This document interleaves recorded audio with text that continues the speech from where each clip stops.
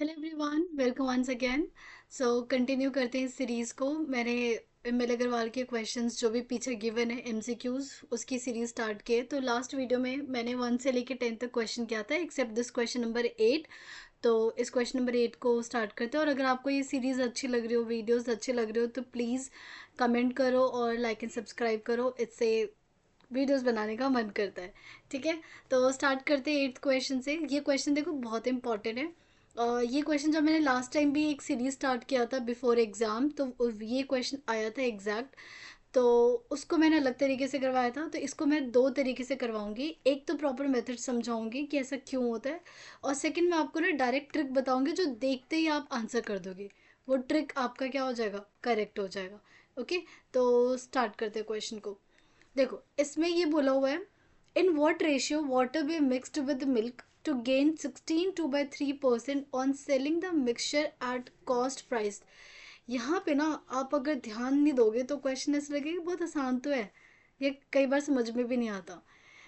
Question ये कह रहा है कि मतलब वाटर को हमने किसके साथ मिल्क किया, मिक्स किया मिल्क के साथ। ठीक है, अब देखो अगर प्योर वाटर है, प्योर मिल्क है, और से आप बेचोगे, मान लो मैं 10 रुपये पर लीटर, 10 बहुत कम बोल रही हूँ, मान लो 50 रुपये पर लीटर बेच रही हूँ। ठीक है, फिर उसी जगह मैंने क्या किया, जितना मिल्क मैं पहले बेच रही थी अब उसमें मैंने पानी मिक्स कर दिया। पानी मिक्स करने के बाद सेम प्राइस पे बेच रही हूँ, 50 रुपये पर लीटर। तो क्या इस बार मुझे प्रॉफिट होगा? ऑब्वियसली प्रॉफिट होगा। पहले क्वांटिटी मेरी मिल्क की ज़्यादा जा रही थी, अब मिल्क की क्वांटिटी क्या होगी, कम जाएगी। राइट, तो वही उसी पे कॉन्सेप्ट बेस्ड है कि कितना वाटर मिल्क में मिक्स किया जाए कि मैं उसको अभी भी selling the mixture at cost price, अभी भी मैं उसको सेम उस पर बेच रही हूँ। राइट, लेकिन इस बार मुझे कितना गेन हो रहा है, 16 2/3% का क्या हो रहा है, गेन हो रहा है। तो इसको पहले देखते हैं प्रॉपर मेथड से, फिर लास्ट में मैं आपको ट्रिक बताऊंगी।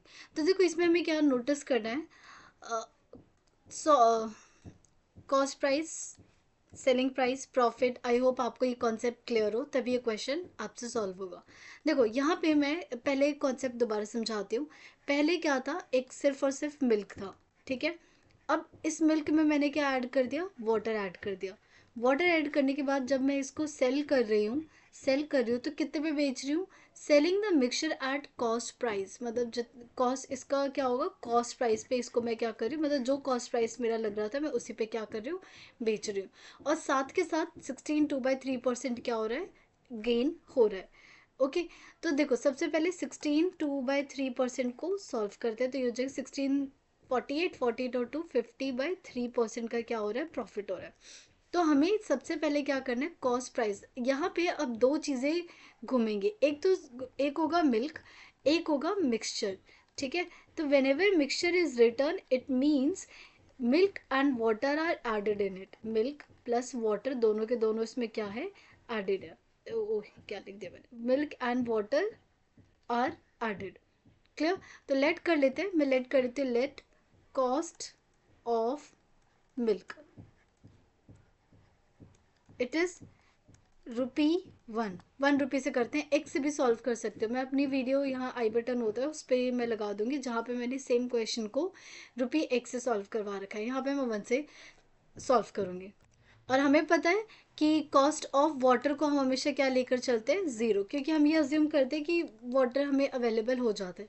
तो जब हम मिक्सचर एलिगेशन लगाएंगे तो यहाँ पे मैं लिख रही हूँ cost of milk, cost of milk, और यहाँ लिखेंगे कॉस्ट ऑफ वाटर एंड, अब इन दोनों को मिक्स किया, इन दोनों को मिक्स करने पे क्या बनेगा मेरा, cost of mixture, cost of mixture.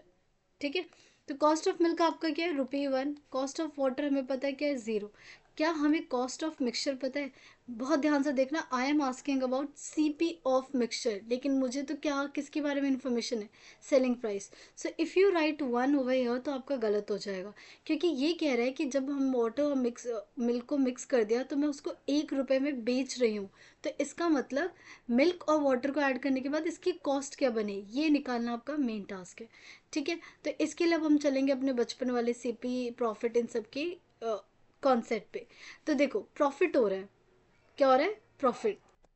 तो यहाँ देखते हो, जब सेलिंग प्राइस है, वो सेलिंग प्राइस कैसे बनता है, पहले कॉस्ट प्राइस होता है। ठीक है, उस पर कुछ प्रॉफिट एंड लॉस होता है।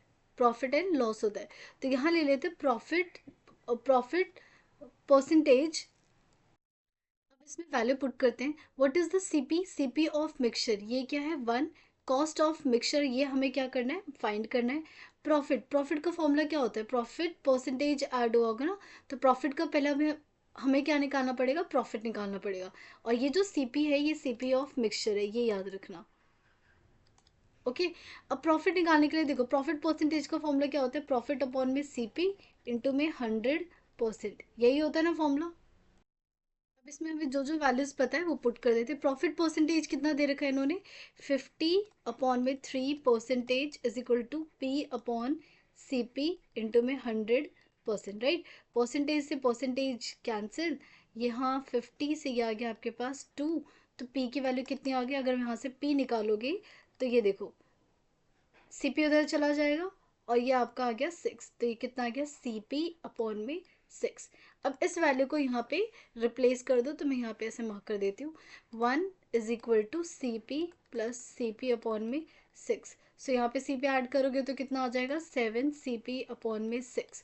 Therefore if we find C P तो ये आ गया आपके पास 6 अपॉन में 7, ये आ गया सी पी। अब यहाँ पे पुट कर देते तो ये आ गया 6 अपॉन में 7, तो मैं यहाँ लिख देती हूँ डायरेक्टली 106/7।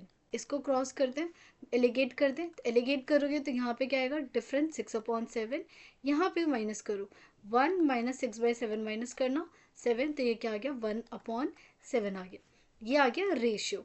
अच्छा यहाँ पे हमने क्या लिया था, मिल्क लिया था, और यहाँ पे हमने क्या लिया था, वाटर लिया था, राइट। तो ये अगर 7 से 7 क्रॉस कर दो तो ये आ गया 6:1। इसका मतलब अगर 6 मिल्क है तो उसमें कितना वाटर ऐड करोगे, 1 वाटर क्या करोगे आप ऐड करोगे। अब आपसे क्वेश्चन क्या पूछा है, क्वेश्चन पूछा है ये 6:1 है, ये और ये इन दोनों में से कौन सा आंसर होगा। अब रेशियो देखो किससे किससे रिलेटेड पूछ रहा है, वाटर का विद मिल्क पूछा है, तो मीन्स पहले वाटर आना चाहिए फिर मिल्क आना चाहिए। तो इसके अकॉर्डिंग हमारा कौन सा ऑप्शन करेक्ट हो गया, 1 वाटर और 6 मिल्क, तो ए इज द करेक्ट ऑप्शन। ठीक है अब मैं इसके ना डायरेक्ट ट्रिक पे आती हूँ, तो डायरेक्ट ट्रिक मैं इससे लिख देती हूँ। पहली बात, इस ट्रिक को आप तभी अप्लाई करोगे जब एग्जैक्ट यही क्वेश्चन होगा, अगर इसमें थोड़ा सा भी चेंज होगा तो आप ये ट्रिक अप्लाई नहीं करोगे। करना क्या है, आपको सिर्फ इसको परसेंटेज में जो गिवन है इसको आप फ्रैक्शन फॉर्म में लिख दो, फ्रैक्शन फॉर्म में। तो यहाँ पे क्या गिवन है आपको 16 2/3%, इसको फ्रैक्शन फॉर्म में लिखो, तो ये हो जाएगा 16 50/3%। How do we solve percentage, 50/3 into 1/100, तो कितना आ गया 1 एंड ये 2, ये आ गया 1/6। क्या ये रेशियो आया, इसका मतलब है 6 is milk, 6 is milk and 1 is water. तो कोई भी परसेंटेज गिवन उसको फ्रैक्शन फॉर्म में चेंज कर दो और उससे आपको आंसर मिल जाएगा। तो 1/6 ratio is the correct option. तो आई होप आपको ये क्वेश्चन समझ आ गया हो। अगर आपको एक्स के तरीके से देखना है तो मैं उसके लिए वीडियो लिंक यहाँ पे डाल दूंगी, आप वहाँ जाके चेक कर लेना। ठीक है, now let's move to the 11th question. बहुत आसान क्वेश्चन है। क्वेश्चन सेज, रीड करो पहले से। A merchant has 1000 kg of sugar, part of which he sells 8% and the rest at 18%. Overall, he gained 14% on the whole, and the quantity at 18% profit is. देखो total 1000 kg का उसके पास product था, इसको इसने दो पार्ट में divide कर दिया, फर्स्ट पार्ट और सेकंड पार्ट, मतलब आधा कर दिया, आधा नहीं ऑब्वियसली वरना आधा तो हाफ हाफ आंसर होता, कुछ कुछ हमें नहीं पता कितना कितना किया उसने। फर्स्ट पे उसने कितने का प्रॉफिट अर्न किया, 8% का, ठीक है, और प्रॉफिट है तो प्लस लगाओ। सिमिलरली दूसरे पे कितना प्रॉफिट अर्न किया, 18% का प्रॉफिट अर्न किया। ओवरऑल उसको प्रॉफिट कितना मिला, 14% का, और यहाँ भी प्लस। नाउ एलिगेट कर दो, एलिगेट करोगे वही आपका आंसर होगा। 8 और 14 का डिफरेंस 6 हो गया, इन दोनों का डिफरेंस कितना हो गया 4, मतलब 2:3। इसका मतलब क्वांटिटी, क्वांटिटी ऑफ फर्स्ट जो भी क्या है इनका sugar and quantity of second sugar, ये आ गया 2/3, डन। लेकिन उन्होंने आपसे पूछा है, अच्छा फर्स्ट के जिसको 8% पे बेचा है, सेकंड जिसे 18% पे बेचा है, तो कह रहे हैं उसकी क्वांटिटी बताओ जो 18% पे सेल किया है। अब यहाँ से बचपन वाली चीज़ है जो आपको करनी है, फर्स्ट का रेशियो 2, सेकेंड रेशियो 3 और टोटल 1000 kg गिवन है। तो देखो 2:3 ये आ गया फर्स्ट का, ये आ गया सेकेंड का, दोनों का मिला के क्या है 1000 kg। तो आप एक्स अज्यूम करके करते थे, फर्स्ट की वैल्यू कितनी हो जाएगी 2x, सेकेंड की वैल्यू कितनी हो जाएगी 3x, दोनों को मिला के 2x + 3x किसके इक्वल है 1000 के इक्वल है। तो यहाँ 5x 1000 आ जाएगा, तो x की वैल्यू कितनी आ गई 200। अब जो 18% की प्रॉफिट पे जो बेचा था विच इज सेकेंड की क्वांटिटी कितनी है 3, तो quantity of second will be 3 × 200 which is equal to 600 kg। तो जो 18% के प्रॉफिट पे भेजा था वो 600 है, तो कौन सा आंसर करेक्ट है हमारा, B is the correct option. ये हो गया। Okay, now let's move to the next question, question number 12। अच्छा, यहाँ से ना अपस्ट्रीम डाउनस्ट्रीम का कॉन्सेप्ट आ जाता है, तो आई होप आपको अपस्ट्रीम डाउनस्ट्रीम का कॉन्सेप्ट आता है। नहीं आता तो उससे पहले मैं आपको कुछ चीज़ें रिवाइज करवा देती हूँ, उसके बाद मैं क्वेश्चन में मूव करूँगी। देखो यहाँ पे 2 तरीके की स्पीड होती है, और ये स्पीड आपको पता होना बहुत ज़रूरी है, वरना आप पूरे क्वेश्चन में मात खाओगे। एक ये होता है और एक मैन होता है, ठीक है। एक ये पर्सन है जो बोट को चला रहा है या फिर स्विम कर रहा है, या यही 2 केसेस होते हैं, स्विम कर रहा होगा या फिर बोट चला रहा होगा। तो एक स्पीड इस मैन की होगी, स्पीड ऑफ मैन होगी, पर्सन होगी, या फिर बोट होगी, ठीक है। और दूसरी जो स्पीड है वो लहरों की, ठीक है, करंट की, स्पीड ऑफ करंट। तो आपने क्वेश्चन में देखा होगा ज़्यादातर क्वेश्चन में इसको x km/h से करते हैं और इसको y km/h से करते हैं। ओके, अब यहाँ ये एक्स और वाई, पहले अजम्पशन जो आपको पता होना चाहिए, किसकी स्पीड ज़्यादा होनी चाहिए आइडियल सिचुएशन के लिए, तो एक्स की स्पीड हमेशा, मैन की स्पीड हमेशा बड़ी होनी चाहिए, वरना अगर लहरों की स्पीड ज़्यादा है तो वो सुनामी का केस होता है, नॉट सुनामी बट वहाँ पे आप सर्वाइव नहीं कर सकते, आप बोट चल ही नहीं सकता। तो बोट चलने के लिए जो आइडियल कंडीशन है वो ये है कि बोट की speed must be greater than the current speed, current मतलब लहरों स्ट्रीम की स्पीड। तो पहला ये अजम्पशन होना चाहिए। आप वाई एक्स कुछ भी चेंज कर दो, बट उसके अकॉर्डिंग आपको चेंजेस होनी चाहिए। अब यहाँ 2 टाइप की स्पीड आएंगी, एक तो आएगा डाउनस्ट्रीम स्पीड, ठीक है, और एक आएगा आपके पास अपस्ट्रीम स्पीड। तो डाउनस्ट्रीम स्पीड में हम हमेशा इसे किससे रिप्रेजेंट करते हैं, x + y। मतलब अगर मान लो लहर इस तरफ जा रही है और आपकी बोट भी इस तरफ जा रही है, तो क्या स्पीड ऐड हो जाएगी, तो इसलिए हम ऐड करते हैं। ऐड का मतलब दोनों की स्पीड क्या हो गई, ऐड हो गई, x + y km/h। इसी को कुछ लोग यू से सॉल्व करते हैं, मैं यू वी से नहीं करवा रही हूँ। अगर आपको आता है तो बहुत अच्छी बात है, नहीं आता तो आप डायरेक्ट मेथड से भी जा सकते हो, बिकॉज ऑलरेडी फर्स्ट यूनिट में बहुत सारे फॉर्मूलाज हैं, तो जितना कम याद रखोगे उतना बेटर रहेगा। अच्छा, अपस्ट्रीम में क्या होता है, लहर की स्पीड इस तरफ है बट आप जाना इस तरफ चाहते हो, तो क्या आपको बहुत जद्दोजहद मेहनत करनी पड़ेगी, क्यों, क्योंकि आपकी स्पीड कम हो जाती है। स्पीड कितनी कम हो जाती है, x - y km/h। मतलब पहले आपकी x थी, लेकिन उसमें से क्योंकि स्पीड आपकी रोकी जा रही है, किस स्पीड से रोकी जा रही है, y से, इसलिए x - y हो जाती है। तो ये डाउनस्ट्रीम स्पीड, और बस ये 4 चीज़ें पता होनी चाहिए। उसके बाद मैं आपको कोई फॉर्मूला याद करने के लिए नहीं बोलती, शॉर्टेस्ट डिस्टेंस का फॉर्मूला कुछ भी याद करने के लिए नहीं बोलूँगी, except the formula distance equal to speed into time. इसके अलावा कोई और फॉर्मूला नहीं हमें ज़रूरत, if you know the concept very well. Done. So let's start the question number 12 में देखो क्या कह रहे हैं, और ध्यान से इंग्लिश पढ़ना बहुत ज़रूरी है इस टाइप के, और ये आएंगे, आपको चाहे समझ आए चाहे ना आए, लेकिन ये वाले क्वेश्चंस आपके पेपर में तो डेफिनेटली आएंगे। तो इट्स बेटर कि do more and more practice so that you will get this concept better way.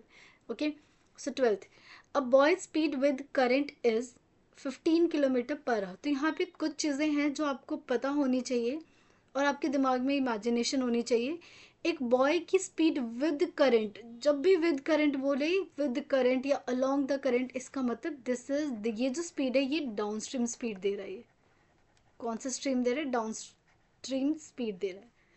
And speed of the current, current की स्पीड जिसको हम किससे रिप्रेजेंट करते हैं, हम इसे रिप्रेजेंट करते हैं वाई से। ओके, कई बार बच्चों को पता ही नहीं चलता कि कौन सी स्पीड है, तो इसीलिए समझना बहुत ज़रूरी है क्वेश्चन को। ये क्या दे रखा है आपको, downstream speed, downstream speed, it's given 15 km/h। Current की तो मैं वाई लेके चल रही हूँ, मैं पूरे क्वेश्चन में एक्स और वाई अज्यूम करके चलूँगी, 2.5 km/h। नाउ बॉयज़ की स्पीड चाहिए अगेंस्ट द स्ट्रीम, सबसे पहले we want speed, right.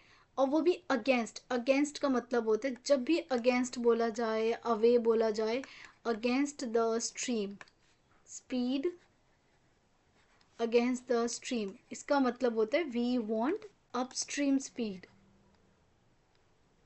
Upstream speed, ठीक है। और अपस्ट्रीम स्पीड कितना होता है, x माइनस वाई होता है।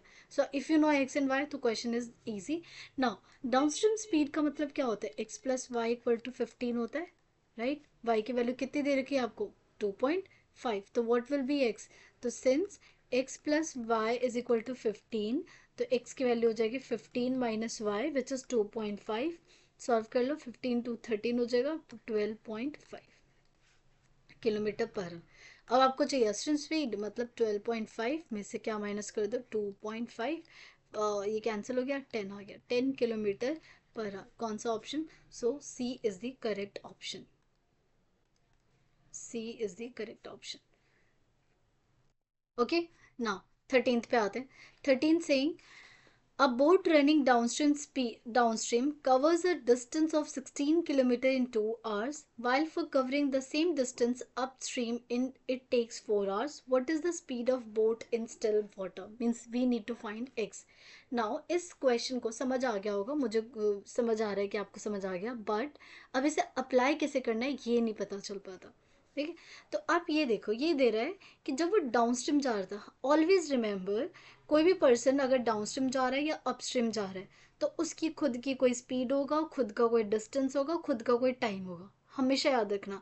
डाउनस्ट्रीम और अपस्ट्रीम के लिए जब तक क्वेश्चन नहीं बोलता, अलग अलग चीज़ें होती है, स्पीड डिस्टेंस टाइम तीनों की अलग होगी। इसलिए आप बार बार क्वेश्चन में ये देखोगे कि हर बार कभी डिस्टेंस बदल रहा है, कभी टाइम बदल रहा है, कभी कुछ, बेटा क्योंकि डाउनस्ट्रीम के लिए और अपस्ट्रीम जाने के लिए तीनों चीज़ें अपनी अपनी अलग होती है, सेम भी हो सकती है, वो अकॉर्डिंग टू क्वेश्चन डिपेंड करता है। तो अगर यहाँ नोटिस करो तो ये कह रहे हैं जब वो डाउनस्ट्रीम जा रहा था तो वो इतना डिस्टेंस इतने देर में कवर कर रहा है, फिर जब वापस आ रहा है तो सेम डिस्टेंस को 4 घंटे में कवर कर रहा है। सो एक चीज़ क्लियर हो गई कि 16 किलोमीटर इज द डिस्टेंस जो जहाँ पे जा रहा है और जहाँ से रिटर्न कर रहा है उसके बीच में। एंड 2 आवर्स किसका टाइम है, डाउनस्ट्रीम का टाइम है, और 4 आवर्स किसका टाइम है, अपस्ट्रीम का टाइम है, ओके।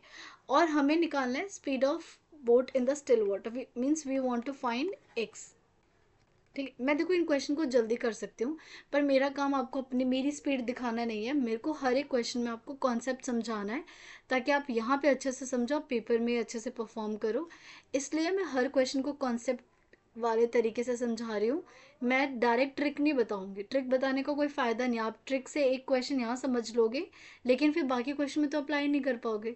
तो इट्स बेटर कि पूरा अच्छे से समझो ताकि सेम चीज़ आप हर क्वेश्चन में अप्लाई कर सको, ओके। अब हमें एक्स चाहिए। अब ये जो डाउनस्ट्रीम स्पीड है, इससे ना आप इंफॉर्मेशन लिख लो और ऐसे लिखना, डी का मतलब डाउनस्ट्रीम डिस्टेंस कितना होता है, स्पीड ऑफ डाउनस्ट्रीम इनटू में टाइम टेकन इन डाउनस्ट्रीम। इन तीनों चीज़ें में आपको कुछ पता हो या ना हो, लेकिन एक चीज़ हमेशा पता होती है विच इज़ स्पीड, और स्पीड क्या होती है आपकी, हमेशा X plus Y, okay. Similarly D upstream, time taken in upstream into में speed and time upstream. Again कुछ पता हो चाहे ना हो, लेकिन स्पीड ऑफ अपस्ट्रीम हमेशा पता होती है which is X minus Y, done. तो यहाँ पे अब देखो दोनों डिस्टेंस क्या है, सेम, ओके। इसमें जब वो डाउनस्ट्रीम जा रहा था तो कितना टाइम लग रहा है, 2 घंटे का टाइम, और जब वो अपस्ट्रीम आ रहा था तो कितना टाइम लग रहा था, 4 घंटे का टाइम। क्या दोनों में डिस्टेंस सेम है, because he is covering the same distance, तो बस इन दोनों को क्या कर दो, इक्वेट कर दो, D D equal to D U. तो ये हो जाएगा 2x प्लस वाई, 2 से मल्टीप्लाई नहीं करिए बिकॉज 4 दिख रहा है, equal to 4x minus Y. बस ऐसे सॉल्व कर लो।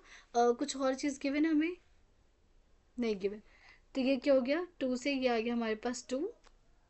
इसमें देखो एक और चीज़ पता है, ये हमें पता तो है 16, हमने ध्यान नहीं दिया 16 किलोमीटर गिवन है, और यहाँ पे 16 किलोमीटर गिवन है, फिर तो ये करने की ज़रूरत ही नहीं है, डायरेक्ट आंसर आ जाएगा। एक मिनट यहाँ बता, ये ये करने की ज़रूरत ही नहीं है, यहाँ से आ जाएगा x प्लस वाई की वैल्यू 8, और यहाँ से आ जाएगा x माइनस वाई की वैल्यू 4। दोनों को सॉल्व कर लो। आपकी हमें क्या चाहिए, x चाहिए। x के लिए दोनों इक्वेशन को ऐड कर दो 12 और 2 से डिवाइड कर दो, तो x की वैल्यू आ जाएगी 6 किलोमीटर पर आवर। ये मैंने अपना लगाया डायरेक्ट, आप एलिमिनेशन से सॉल्व कर लेना। तो x की वैल्यू क्या आ गई आपके पास, 6 kilometre per hour. So B is the correct option. Okay, now next question पे मूव करते हैं फिर। Question number 14. A boat covers a certain distance downstream in 1 hour while it takes, तो देखो ये 1 hour किसका टाइम है, डाउनस्ट्रीम का टाइम है, और it comes back in 1 hour half, मतलब 1.5 घंटे में वापस आता है। अगर स्पीड ऑफ करंट मीन्स क्या गिवन है, y is equal to, I am doing 14th question, 3 kilometre per hour. हमें निकालना है x की वैल्यू। ओके, तो पहले ये वाली इन्फॉर्मेशन देखो, क्या सबसे पहले दोनों का डिस्टेंस सेम है, क्योंकि जितना जा रहा है उतना ही वापस आ रहा है। तो d is equal to speed of d into में time of d। Similarly du speed of u into में टाइम टेकन इन u। क्या चीज़ हमेशा श्योर पता होती है, downstream, which is x plus Y कितना है 3, और टाइम कितना ले रहा है, टाइम ले रहा है 1 hour। कूल। यहाँ पे स्पीड हमेशा क्या पता होती है, x माइनस 3, और टाइम ऑफ अपस्ट्रीम कितना है 1.5 घंटा। तो इसको ना पूरा उसमें चेंज कर लो, आवर्स में चेंज कर लो, तो ये जगह 3/2 आवर्स। अब कैसे सॉल्व करोगे, दोनों में डिस्टेंस क्या है, सेम, तो इन दोनों को क्या कर दो, इक्वेट कर दो। x plus 3 is equal to X minus 3/2, तो 2 यहाँ चला जाएगा, 2x प्लस 6, 3x माइनस 9, तो यहाँ से 9 को इधर भेज दो, प्लस हो जाएगा, तो x की वैल्यू आ जाएगी 15। तो आंसर इज डी। तो 14th का कौन सा आंसर है, डी। सिमिलरली 15th करते हैं। A man rows 32 kilometer downstream and 14 kilometer upstream in 6 hours each. Good question. क्योंकि यहाँ पे ना चीज़ें बदल गई, ये कह रहे हैं 32 किलोमीटर जाता है 6 घंटे में, 14 किलोमीटर जाता है अपस्ट्रीम 6 आवर्स में, स्पीड ऑफ स्ट्रीम। तो मैंने क्या बताया था, हर बार आपको चीज़ें अलग मिल सकती है, तो पर अपना डाउनस्ट्रीम और अपस्ट्रीम का फॉर्मूला हमेशा लिख लिया करो। तो यहाँ हमें गिवन है downstream D equal to speed of D into में time taken in D. Similarly downstream of upstream is equal to speed of upstream into में टाइम ऑफ अपस्ट्रीम। कितना डिस्टेंस जा रहा है, 32 किलोमीटर। एक चीज़ हमें हमेशा क्या पता होती है, x plus Y into what is taken in time, time taken 6 hours. Similarly कितना जा रहा है ये, 14 किलोमीटर जा रहा है, स्पीड हो जाएगी x माइनस वाई, और टाइम कितना ले रहा है, 6 ले रहा है। बस यहाँ से क्या बन गई, दो इक्वेशन बन गई, इनको सॉल्व कर दो। तो x प्लस वाई की वैल्यू, इसको यहाँ लिख देते हैं 6x और 6y,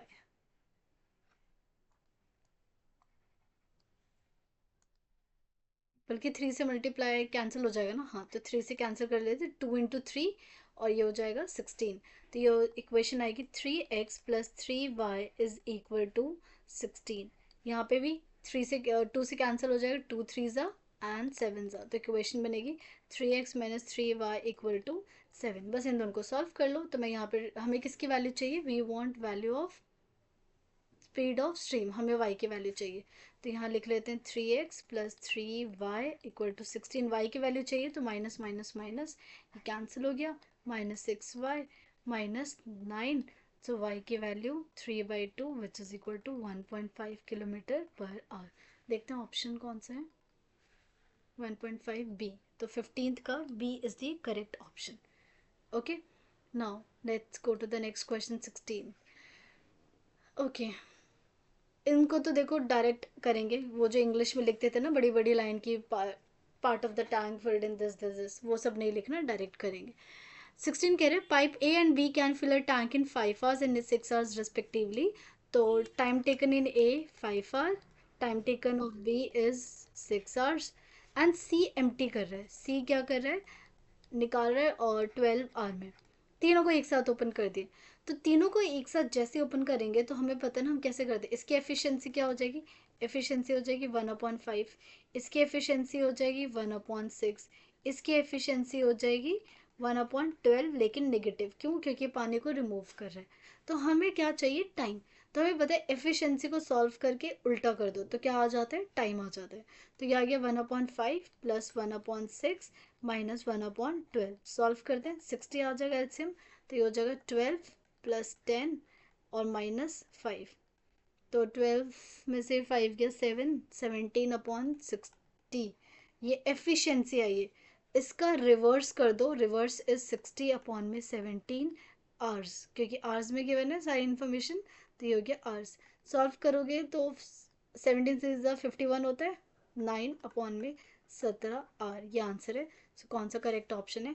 D is the correct option. Okay, now 17th में मूव करते हैं। Pipe A can take 6 times faster than, okay,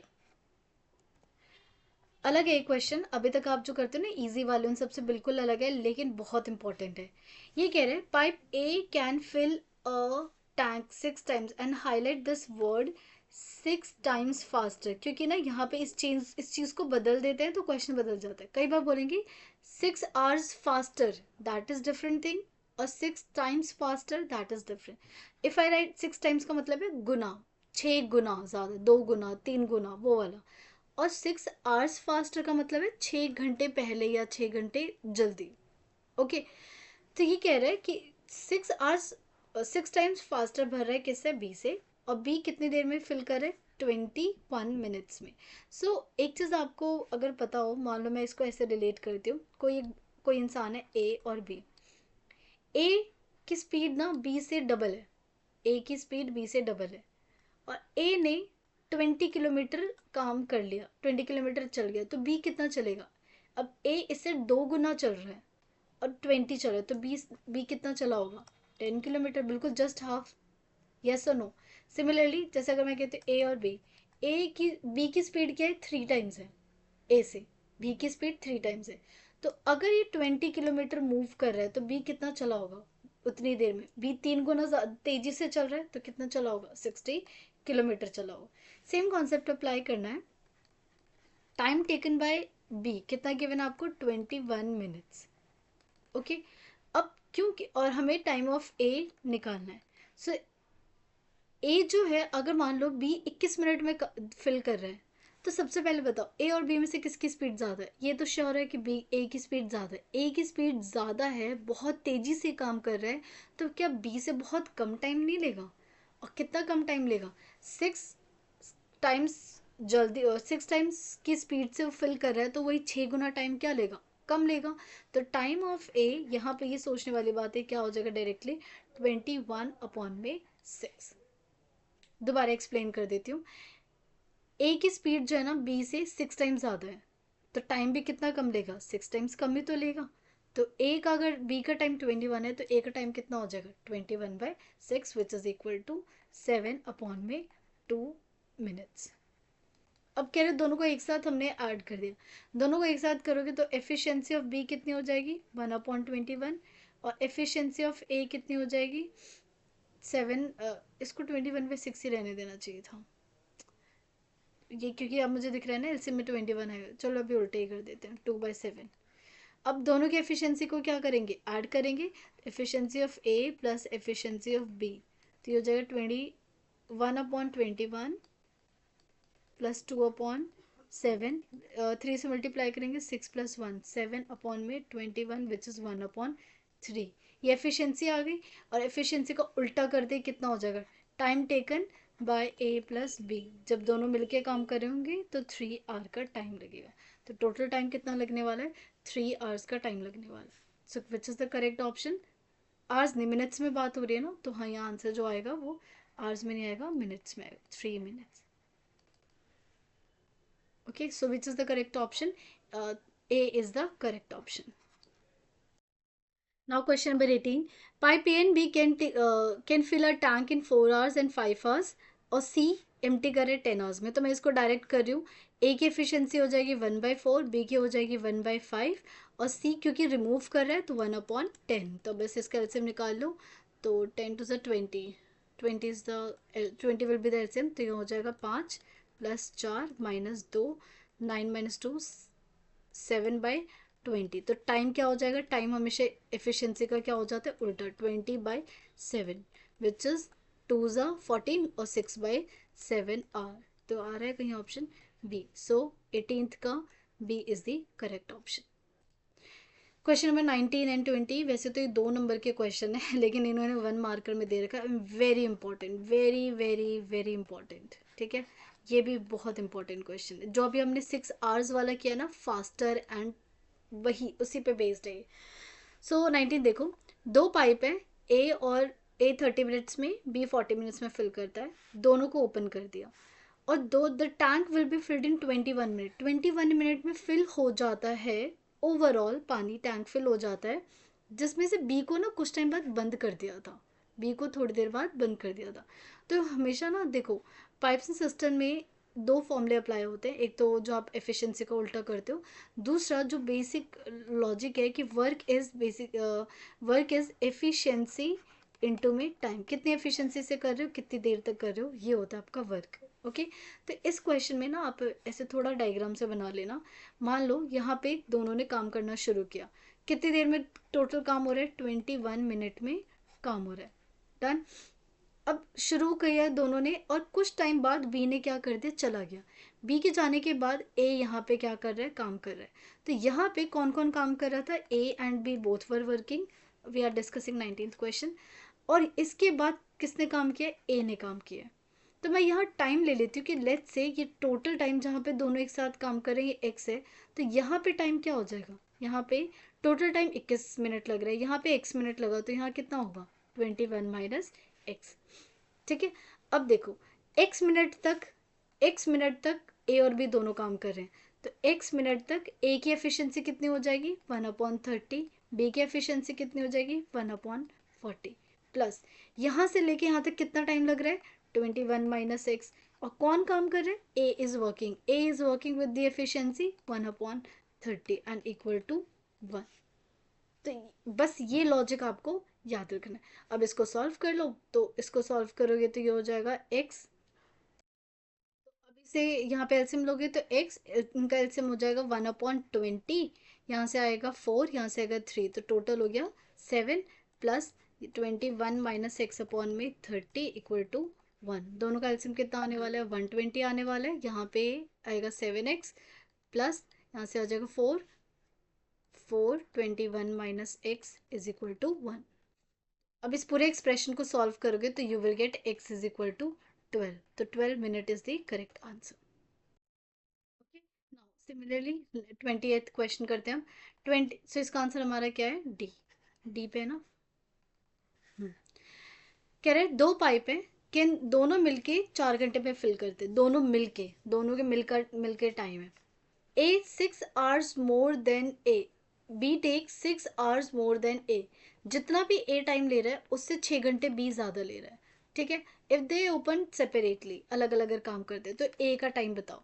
तो देखो, अगर मैं लेट कर लूँ time taken by A x hours, ठीक है, तो बी का टाइम कितना हो जाएगा, बी का टाइम हो जाएगा एक्स प्लस 6 आवर हो जाएगा, टाइम टेकन बाय बी। और दोनों को मिला के तो इसके एफिशिएंसी 1/x, इसका ये कितना काम करेगा 1/x प्लस 6, और दोनों मिलके कितनी देर में कर रहे थे 4 आवर्स में। बस अब इसको सॉल्व कर लो, x plus 6 plus x upon में क्या हो जाएगा x plus 6 equal to 1/4। Quadratic equation बनेगी, आप बस आपको इसको सॉल्व करना है। यहाँ से 2x आएगा तो 4 2 8x 24, और ये हो जाएगा x² plus 6x। So equation बनेगी आपकी x², यहाँ से आएगा तो -2x minus 24 is equal to 0। इसके फैक्टर्स बनेंगे आपके पास 6 और 4, तो x माइनस 6 और x plus 6 is equal to 0। तो x की वैल्यू 6 आ रही है और सॉरी 4 आएगा ना यहाँ पे, और x की वैल्यू -4। नेगेटिव तो आंसर हो नहीं सकता, सो कौन सा आंसर हो गया x इक्वल टू 6 r। तो ऑप्शन देख लेते हैं, तो ये 6 हमारा आंसर आ रहा है, C is the correct option. Okay, तो नेक्स्ट वीडियो हम बाकी क्वेश्चंस करेंगे 21 से लेके 30 तक। आई होप आपको ये वीडियो अच्छी लगी है, और प्लीज़ इसको शेयर करो अपने फ्रेंड्स वगैरह के साथ। Okay, thank you everyone, take care.